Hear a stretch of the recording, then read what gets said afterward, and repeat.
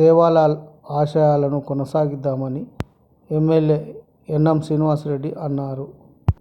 శనివారం స్థానిక అయ్యప్పకొండపైన ఏర్పాటు చేసిన సేవాలాల్ కమిటీ ఉత్సవాలలో ఆయన పాల్గొని మాట్లాడారు. గిరిజనులందరూ ఐక్యంగా ఉండి సేవాలాల్ మార్గంలో నడవాలని ఆయన సూచించారు.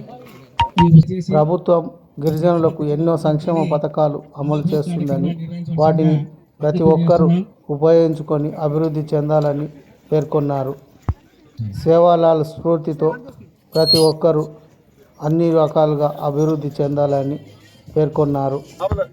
గిరిజన సాంప్రదాయ తలపాకలను వారికి అలంకరించి సేవాలాల్ ఆశయాలపై కొనియాడాలని వారికి సూచించారు.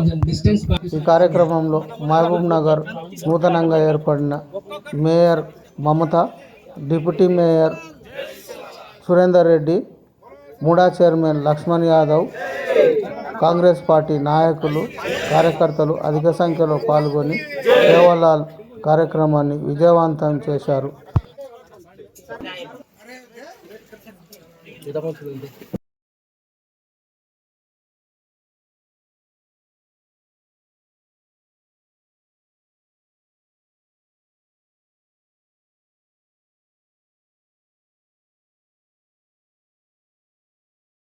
గిరిజనుల అభివృద్ధి కోసం తమ వంతు సహకారం అందిస్తానని మాజీ మంత్రి శ్రీనివాస్ గౌడ్ అన్నారు.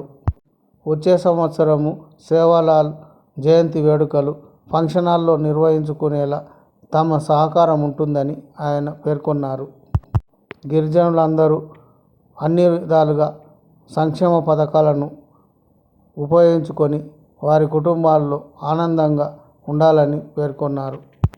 ఈ కార్యక్రమంలో బీఆర్ఎస్ నాయకులు, సేవాలాల్ సంఘం సభ్యులు తదితరులు పాల్గొన్నారు.